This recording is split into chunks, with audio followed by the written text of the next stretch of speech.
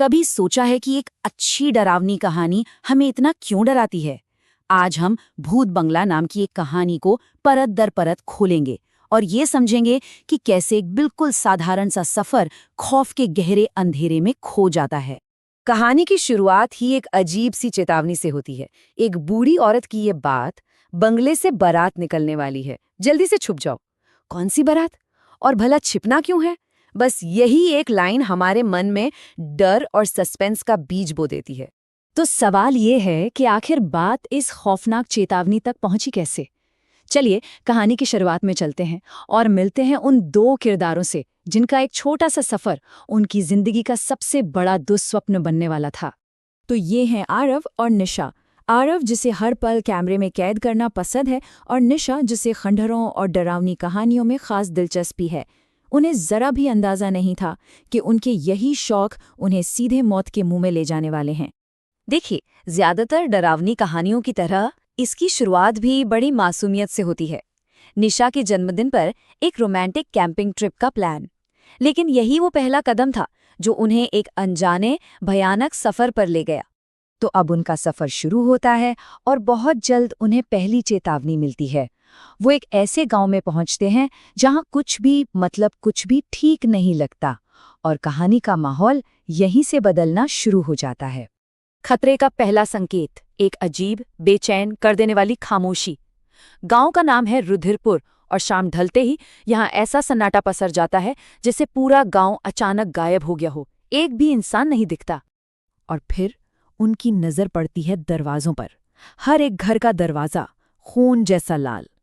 ये कोई डिजाइन नहीं लगता, बल्कि ऐसा लगता है जैसे ये किसी भयानक रस्म का हिस्सा हो। और फिर वो चीज दिखती है जो सारे शक को यकीन में बदल देती है। दरवाजों पर काले रंग से लिखे अजीबोगरीब मंत्र। ये सिर्फ सजावट नहीं है, ये या तो किसी बुरी शक्ति के खिलाफ चेतावनी है या फिर उससे बचने की कोई आखिरी कोशिश। और यहीं से कहानी का सबसे बड़ा राज खुलना शुरू होता है। पता चलता है कि आरव का कैमरा सिर्फ तस्वीरें नहीं खींच रहा था, वो एक ऐसी हकीकत देख रहा था जो इंसानी आंखों से पूरी तरह छिपी हुई थी। सोचिए, ये खौफ कैसे धीरे धीरे बढ़ता है। आरव निशा की एक खुशनुमा तस्वीर लेता है और फोटो में उसके ठीक पीछे एक भूतिया दूल्हा खड़ा है।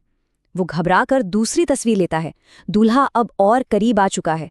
हर एक क्लिक के साथ वो अनदेखा खतरा हकीकत बनता जा रहा था। जरा सोचिए कि आरव पर उस वक्त क्या बीत रही होगी। उसकी अपनी आंखें कह रही हैं कि निशा अकेली है, सब कुछ नॉर्मल है, लेकिन उसका कैमरा एक दूसरी ही जानलेवा हकीकत दिखा रहा है। अब वो किस पर यकीन करे, अपनी आंखों पर या कैमरे की तस्वीर पर? अब तक जो डर सिर्फ कैमरे में दिख रहा था, वो हकीकत में उतरने लगता है। दूर से मंत्रों की धीमी धीमी आवाजें आने लगती हैं और वो वीरान हवेली अचानक रोशनी से जगमगा उठती है, जैसे अंदर कोई बड़ा जश्न चल रहा हो। और यही उनकी सबसे बड़ी भूल थी, उस रोशनी और आवाज की तरफ खिंचे चले जाना। वो अनजाने में सीधे जाल में फंस जाते हैं और कहानी अपने सबसे भयानक मोड़ पर पहुंच जाती है।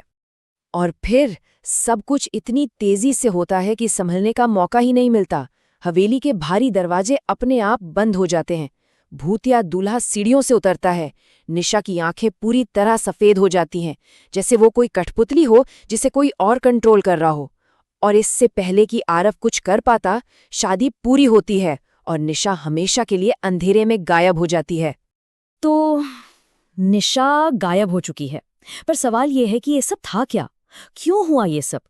कहानी का आखिरी हिस्सा हमें उस हवेली के खूनी इतिहास और उस भयानक श्राप के बारे में बताता है जिसने निशा को निगल लिया। याद है, कहानी के शुरू में एक बूढ़ी औरत थी। अब वही इस राज से पर्दा उठाती है। इस कहानी का खलनायक कोई और नहीं, बल्कि एक दुष्ट जमींदार की आत्मा है जो सदियों से इस जमीन पर अपनी दुल्हन ढूंढ रही है। और इस श्राप के नियम बेहद सीधे और क्रूर हैं। जमींदार की आत्मा हर अमावस्या की रात को एक नई दुल्हन ढूंढती है, और एक बार जो चुन लिया गया वो कभी वापस नहीं आता। निशा की किस्मत तो उसी पल लिख दी गई थी जब उसने उस गांव में कदम रखा था। कहानी का अंत बेहद दुखद है। आरव जिंदा तो है, लेकिन वो सब कुछ हार चुका है और उसे हमेशा इस अपराध बोध के साथ जीना होगा कि वो अनजाने में ही निशा को मौत के मुंह में ले गया। तो आखिर में ये कहानी हमें एक बहुत ही परेशान करने वाले सवाल के साथ छोड़ जाती है कि अगर एक कैमरा वो सच देख सकता है जो हमारी आंखें नहीं देख सकती,